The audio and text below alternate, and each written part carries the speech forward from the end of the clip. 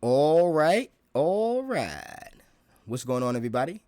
DB4 here, and welcome back to the channel, and welcome back to some more PoxNora.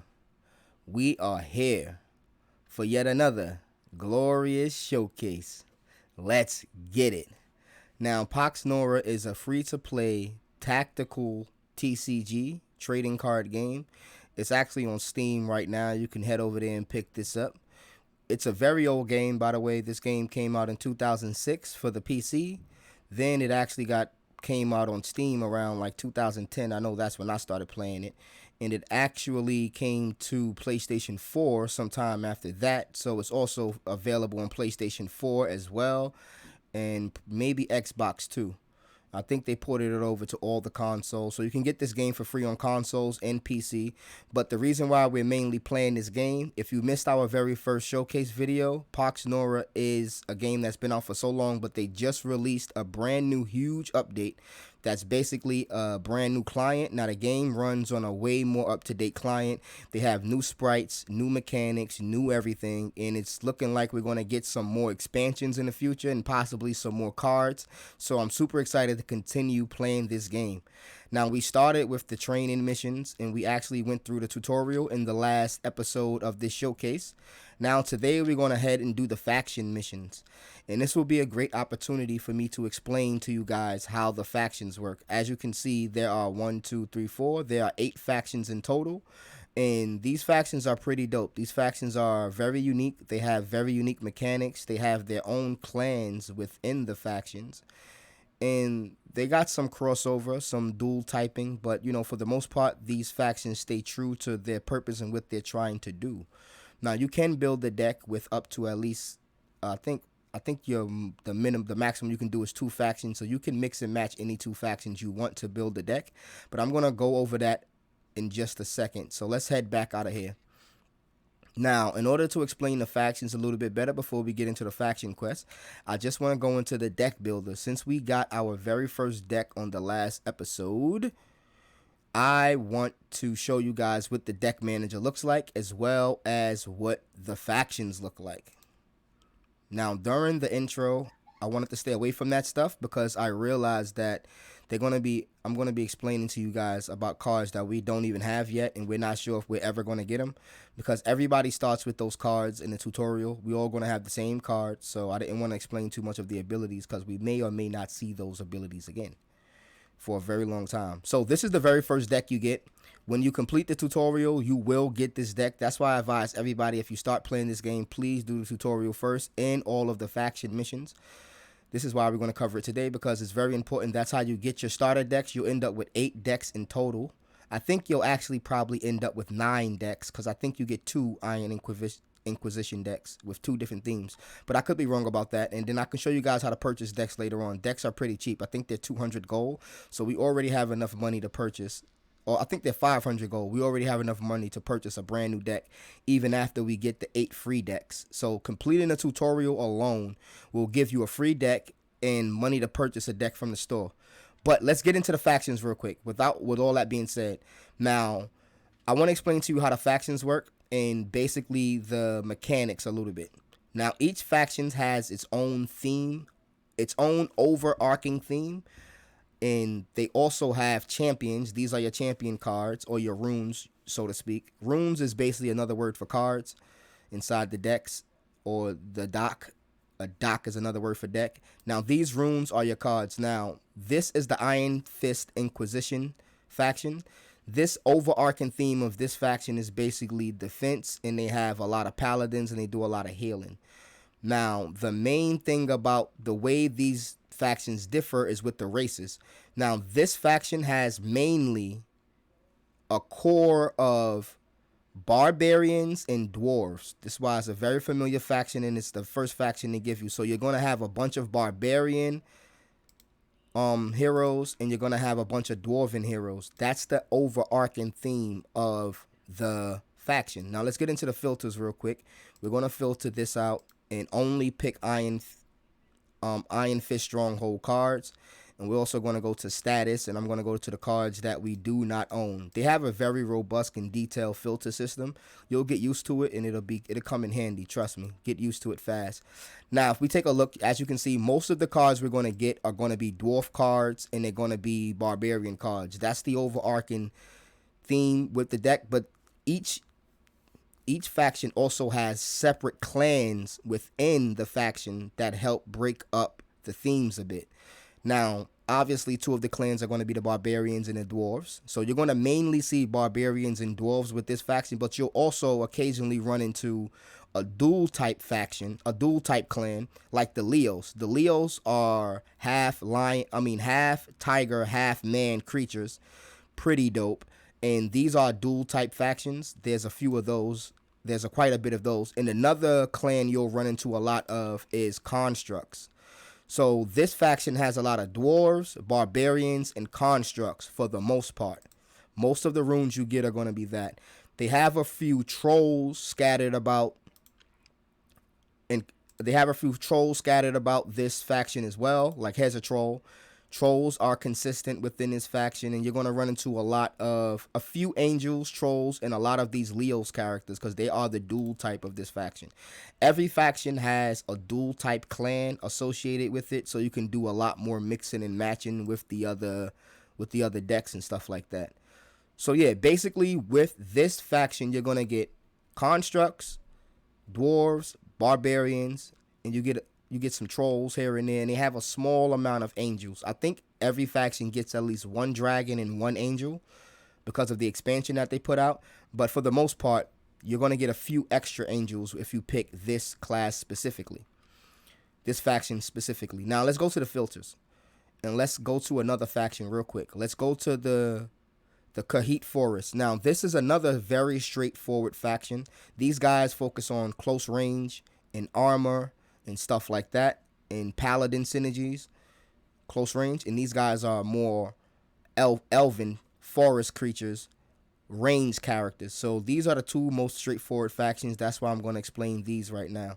Now let's choose this faction. This faction is mainly consist of, see, look, they have one angel, the angel of restoration. Everybody gets an angel, but they mainly consist of elves, obviously, a race called the Garu. They're basically half bear, half human creatures. And they have a lot of tree folk and centaurs. So the main clans of this faction are elves and centaurs. They have tons of elves and tons of centaurs, similar to the dwarves and barbarians of the previous faction.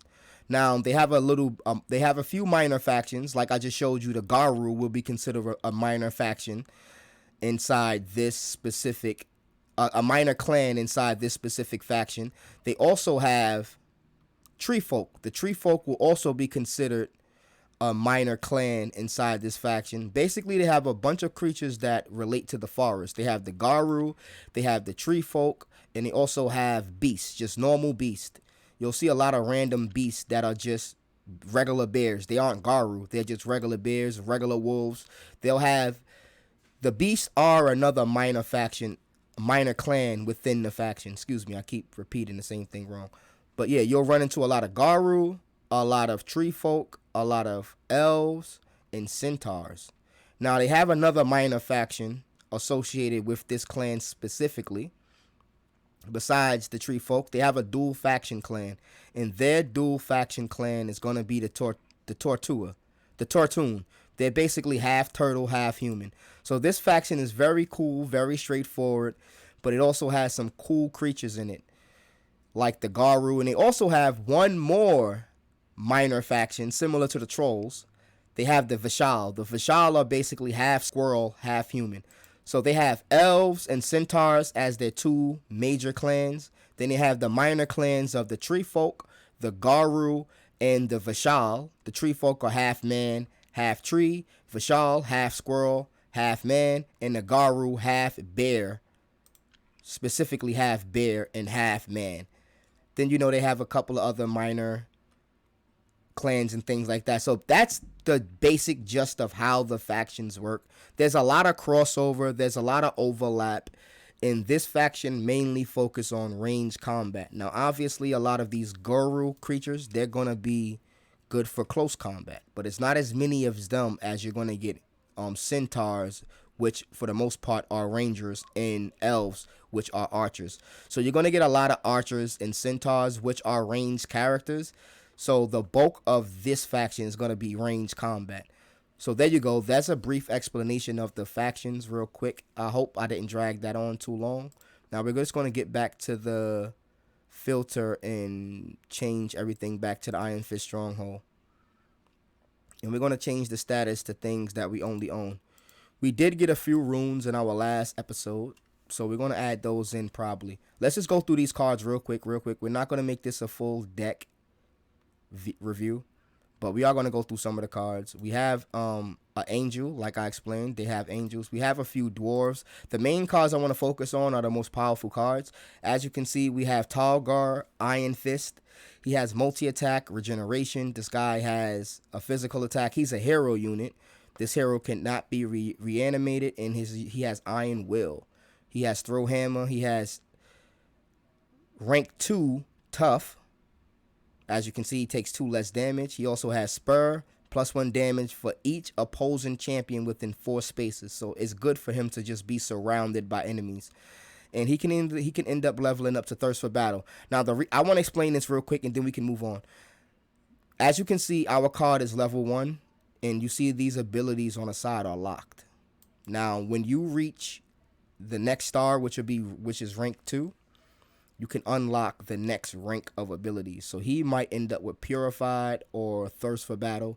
And then when you reach level 3 with this specific card, you can unlock the 3rd rank of your champion.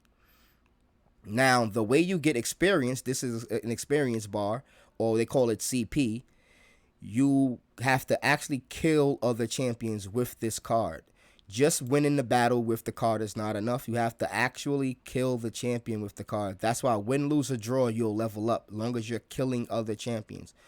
I don't think damage to the shrine counts. You have to actually get the kill. You have to be the one to get the kill, not just damage, and then you'll get experience as you get kills. Or you can add CP and just add the coins, and it'll add the CP that way. I explained that in the last video. It's basically going to allow you to level up your cards using tokens, and you can purchase these on the market. That's the only aspect of the game that allows you to fast track the progress. But for the most part, a lot of the cards, their starter abilities are more than enough. You know what I mean? It's very rare that the 2nd and 3rd ability is going to be game changing or game breaking to where the card isn't playable without it.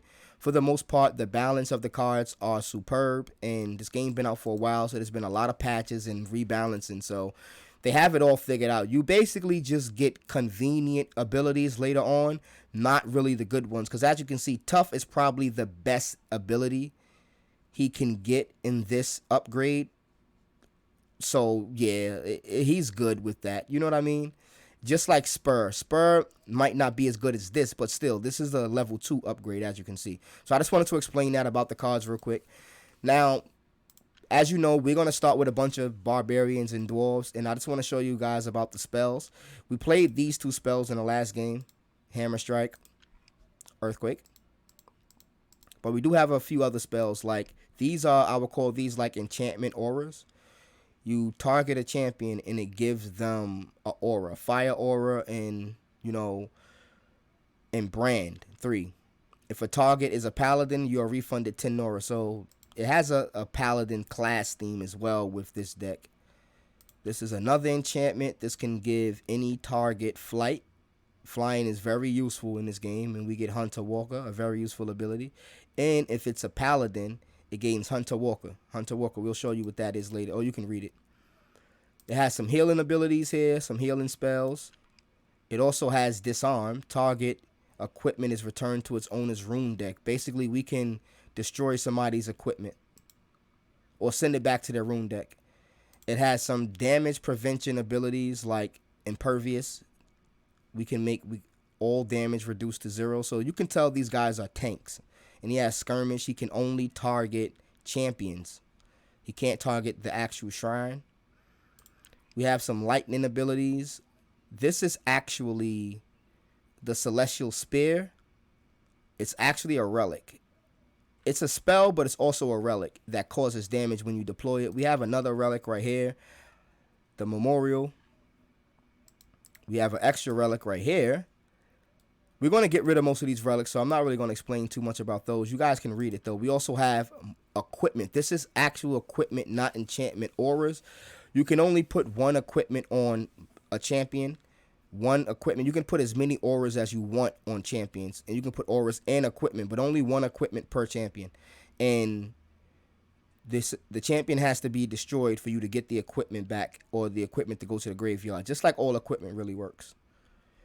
But this is very, very powerful. It's the Granite Braces. As you can see, this guy gets Repulsite 1 and Arrow Throw. Basically, the first attack you do to this champion, it misses, and he returns the damage. He returns the attack with +1 damage. So he retaliates. You miss the first attack, and he retaliates with +1 damage. If you shoot at him from range, same thing. You miss the attack, and he retaliates with 1 damage. So this makes your dwarf super overpowered. And they get to attack during the enemy's turn 1 time. So you could get a lot of kills with that Granite Braces if you set it up right. Then you also have a sword, the Holy Blade. This sword is unique because it's an equipable weapon, but you can also drop it on the floor like an artifact similar to this, and it'll have a lasting effect on the ground. It can be picked up by somebody else. That's real complicated, but I'll explain that later. It's basically a relic and an equipment. Then we have this piece of equipment, the Medal of Valor. It just gives you Battle Leader. When you kill another champion with this equipment attached, it permanently gives all of your champions +1 damage permanently. So you really want the person with Medal of Valor taking all the kills. That'll give everybody else extra damage. And it also gives the champion equipped with this +1 speed, which is very powerful, because it'll turn them from 6 speed to 7, or 7 to 8. And getting 8 AP every turn is super OP. If you can get 8 AP every turn, you can use all of your AP and still get a double attack off every single turn. And as you can see, most characters just have 6 speed. The ones with 7 and that equipment are just completely OP. Him with that equipment is OP because he gets 7 and he has multi-attack. So yeah, that's the basis of this deck. Man, let's leave now. Alright, with that very long 20-minute intro, let's get into some games. We have to select the deck and set it as active. Now we can finally get into some gameplay. Now that it's our active deck, you can see it over here on the left. And now we can go into the training. We're going to face the forest. And we can get this deck. And I can show you guys what this deck look like. Don't worry, in the future, we're going to have full deck techs. If we end up doing a main series on this game, we're going to have full deck techs and things like that going on. Oh, wow. Well, I'm glad I explained the the Kahit Forest, because we're going to play with them first. Even though I thought I was going to do the Iron Fist thing. It doesn't matter. That is still our first deck. We have to play a game with this deck if we want to unlock it. So let's just do that. I'll take that. Now, let's see what we got here. We got some range guys who are pretty good. Let's summon this guy. As you can see, he has a magical attack. This is not physical. That's very important. Magic attack versus physical attack. Some units are immune to magic. Some units take extra damage for magic. Like, he's immune to magical attacks. If he can't be damaged by a magical attack, basic attack at all. So magic versus physical is very important. Some units take double damage from magic, actually. He's immune to magic. He's shielded. That means you can't target him with spells, not single target spells. You can get him with AoE, but still. He's a hero, meaning he can't be reanimated. That's basically lets you know he's too powerful, so you can't just like bring him back or reset his cooldown super quick. And he can't be played in a dual faction battle group. If you use a split faction deck, he'll die as soon as you deploy him, because he's way too powerful to be inside a dual faction deck. And he has Iron Will. That basically means he can't be stunned and stuff like that.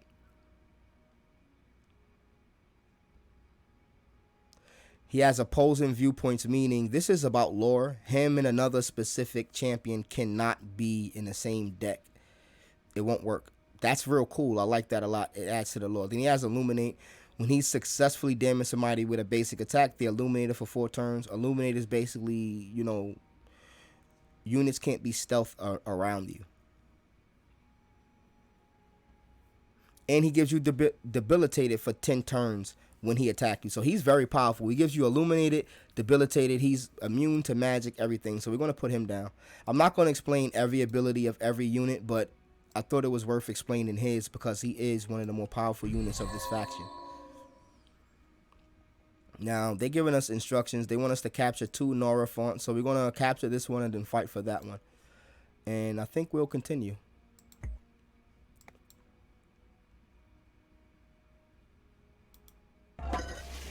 Equipped champion is distracted.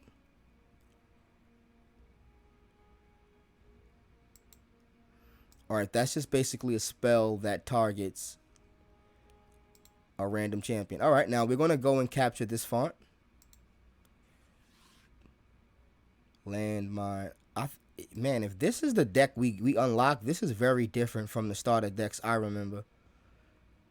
Man, alright, now let's put out a melee character to hold the front line.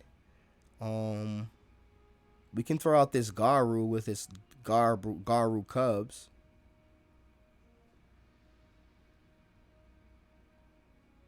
Oh, I like this character. Let's check some other people. Another ranged fairy. Nope. Let's see. This is an archer, right? Another fairy. Okay, she's cool. Hexed, attack, magical, pin down. Trickster. Okay, fairy flight. Defenseless. Oh, okay. Alright, we're going to play the Elven Shade. Alright.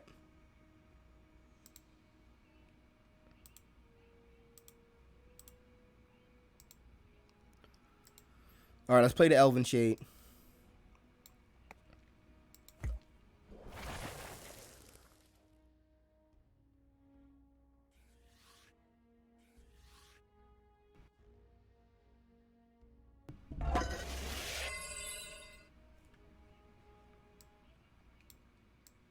Alright, let's go contest that font real quick. But first, let's just move over a bit.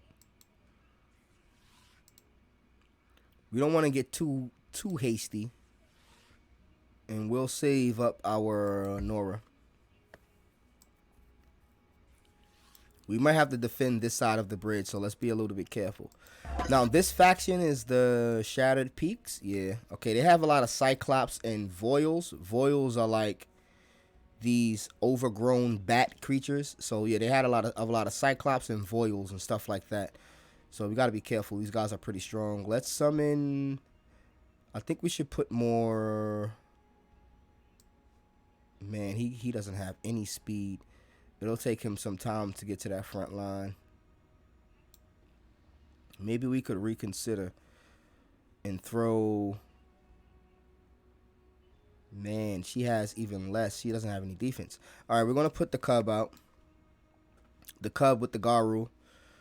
And we'll hold the bridge. We won't go too crazy. Let's see. Can we hit from here? We can get pretty close. Let's see. 4. That's 4.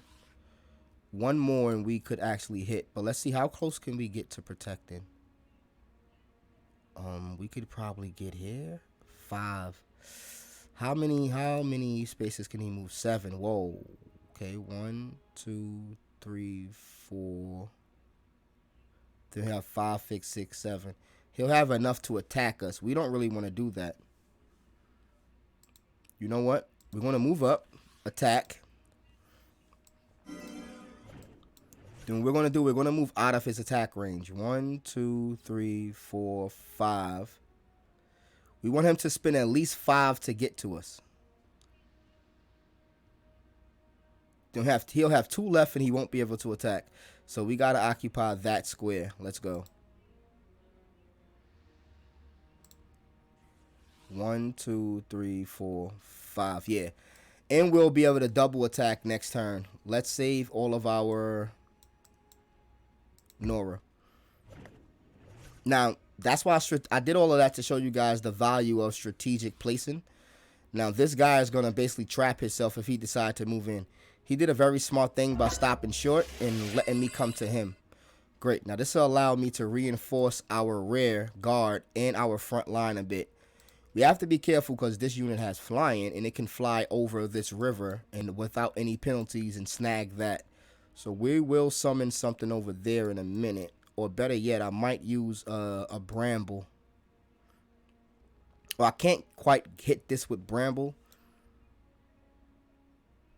Oh, half their defense. This Moga, basically a goblin. This Moga has 2 defense and it's pretty strong with 11 attack. So we have to be careful with that. But this guy is the biggest threat with 16 defense. We want to deal as much damage to him as possible. We possibly want to take him out. Now this Moga, I'm not really worried about this guy. But on the other hand, no, it'll cost us 3 to get close. Let's move in our other characters and see how far along the road they can get.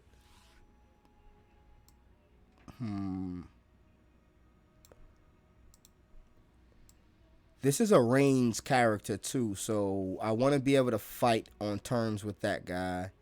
So I might want to summon a fairy over here just for safekeeping. If not, the fairy can head across the river and help out over there. Fairies can fly, so that's going to come in handy. So we'll put somebody right here just to help head this off. And actually, we can actually get a better positioning as well. All right, I feel protected.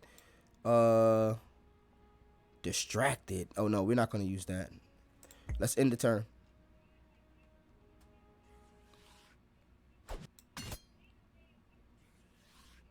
I knew it. He was going to try to make a break for that. That's good.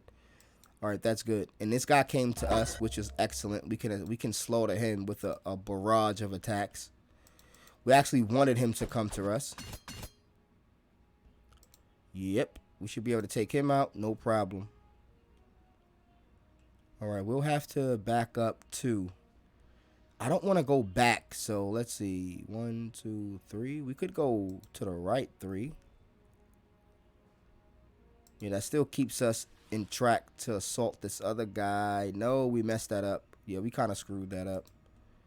Maybe we should have just backed off a bit.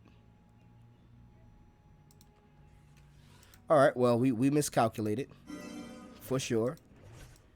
And this guy may survive. 4, man. Man, that is terrible. We actually botched that terribly. All right, let's see if we can get the kill here. He has 9. Yeah, we're going to have to do it. As much as I don't like this, it's still a kill along with... Oh, it's not a kill. Oh, they take half damage. We got to do it again. We got to do it again. Now, I would hardly ever suggest dual spelling like that. But like I was about to explain, we ended up with the kill as well as great position on the font. So let's get into position with this fairy and start firing some shots. All right, now we can get our Garu and Cub across the bridge a bit. Along with this guy. You can back up to the bridge. All right, now we don't get any champions this turn. We got a little greedy. No problem. We should be able to capture this font next turn. Okay. He sacrificed along to get some dudes in play. Great. All right, they stopped our progress there. He's gonna try to snipe this, so we're gonna prevent that now. Give me a Garu Shaman. I want somebody who can engage this guy though. Speed 6, 9 damage. Yeah, we will do that. And you know what? Let's do this. 5. Yeah, and we can hit like that. Now, I doubt he's going to try to run there. Let's see. 1, 2, 3, 4, 5. He could probably get there. But that's a risk we'll have to take. All right, now let's see what we can do here. Yeah, you're going to take the font.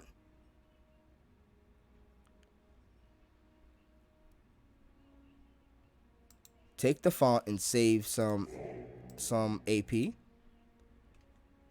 We're gonna triple team this Moga. These guys are deadly. We should be able to get the kill if we can get all of these attacks to land.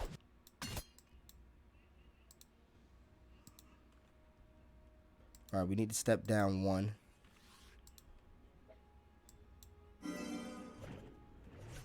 Alright, amazing. We got the kill. And we'll move over a bit too to stay out the way. Slightly. You know what? We'll have the cub engage this guy and distract him for a while. That way we can get to this with no problem. Alright, we settled that side of the map. This side is settled. Let's end the turn. Great. We can be contesting the font now. They have to deploy from over here. Alright. They also have the Gurn.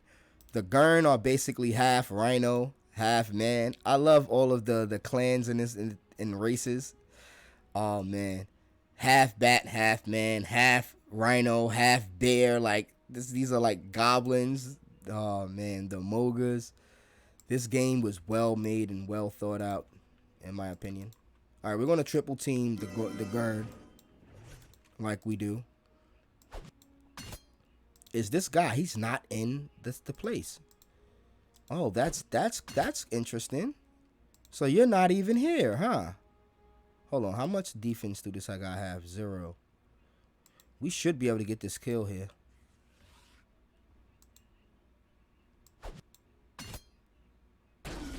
Just enough.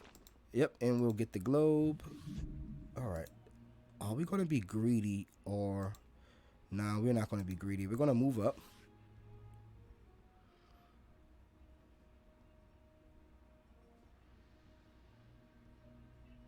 Oh, this guy can just heal. He has sustainability. Get the double attack off.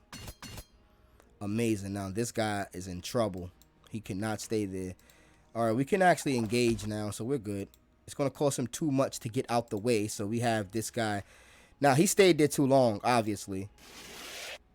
And now we have an opportunity where we can, yeah, deal tons of damage. And actually, we're going to chase him away with an extra ranger to make sure he can't really get past us or sneak in anywhere. There we go. Now we're good. We should have this in the bag. We got this font. We'll be able to deploy from this side of the field as well. Yes, and he attacked instead of moving. All right, he can't do anything there. Yes, he attacked as well instead of moving. Oh, he went for the double attack. Ooh, we almost died there. We almost died. Yeah, we should be able to easily take this guy out. Get your revenge. Oh, no. We're going to die. Oh, no, we're not. Oh, that's great. I thought we'd take retaliation damage, actually. This little thing is strong, man.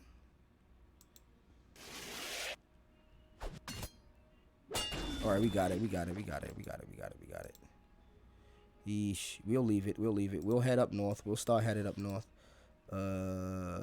Actually, we want you to break away from the crowd and start going to attack the shrine soon. You, my good sir, can come around the north and scoop that globe up for me. You can go here, and we're going to try to KO this Moga. Got it. Now you can focus on that guy. And we're going to start pumping a bunch of fairy trickster. We'll throw the fairy here to block. You can't get there. All right. Everything's looking good to me. Yep, everybody's in good shape.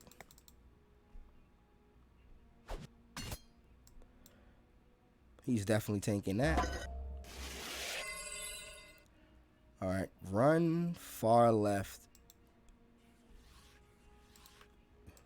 Double tap this guy. Another double tap. And then everybody else can probably move forward. Perfect. All right, you get that. You get that. You can, yeah, you can go engage this guy. Stop him from moving. And actually, you will move up. Can you start attacking? No. You can get in position, though. What do you do? Okay, great. You'll go get in position to attack the shrine. You'll go meet the cub up north. You as well, Mr. Garu, as well. You can scoop this up and keep going up north. All right, now we have this as a spawning point. Are we gonna skull the colossal boa? Yeah, let's summon the boa. Crazy, looks like a Orochimaru. Look how giant that boa is. And like I said, this faction is mainly Garu, Beast. They have a minor fairy faction I forgot to mention. But some of them, they don't have enough cards, I don't think, to be considered an actual full clan with a mechanic. It's just an interesting race added. Or, you know, at least not for this specific faction. Another faction might have a heavy fairy influence, you know, and not as much as this one, but I mean way more than this one has, so there's also that. And actually, I want to get some kills with our units. You want to try to get kills. You could farm kills. There's a way to farm. See, this is why I don't think the coins are such a problem, because you could actually farm kills. Like, I could just not attack the shrine for a while and just farm kills with whatever he summoned. I'll be able to attack it with every unit in the area and just make sure the guy I want to level up gets the last hit. And yeah, pretty much we're good. Why did they make me not get that before? I don't know. Let's move all the way up. So yeah, we can just keep constantly doing that, and we can level up one card in like one match if you have a little bit of patience. But we're not going to cheese anything right now. We're going to do everything normal. And you know what? Give me another one of these guys with a cub. Thank you. And you know what? Give me the Falconeer, which is one of my favorite cards. I love this card. I don't know why. He's not the most amazing card, but he's fun. He comes with a little falcon he can attack with. I just love his attack animation more than anything, honestly. As you can see, this guy's a powerhouse. First off, let's send a falcon your way. Hold on, wait. Let's send a falcon this guy's way. That attack animation is dope. Alright, now Boa, constrict. Alright. Garu, attack.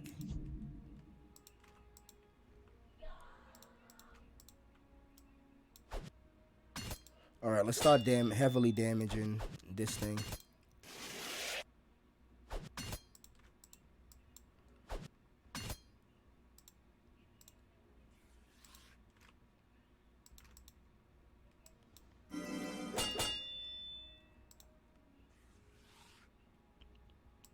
Let's summon another Falconeer.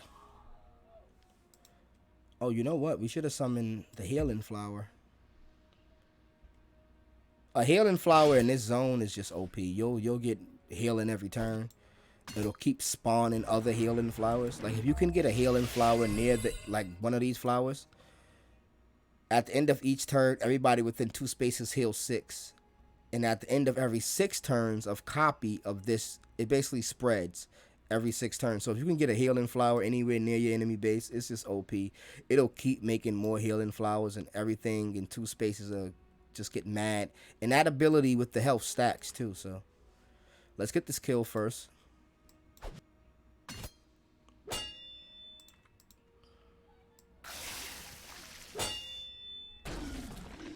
Good, we got the kill with the boa.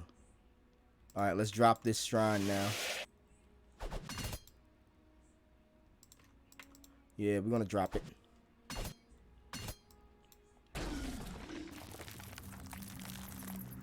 All right. Now, I'm not sure, but yeah, we don't get the same deck we were just using. Okay, good. We got a bunch of good cards for this faction, though. We got a Burning Oak Seed, a Mystic Opposition, Gnarling Wood Launcher, which is a pretty dope tree folk, and we got the Ranged Assault deck. This deck does heavily focus on ranged combat with the elves.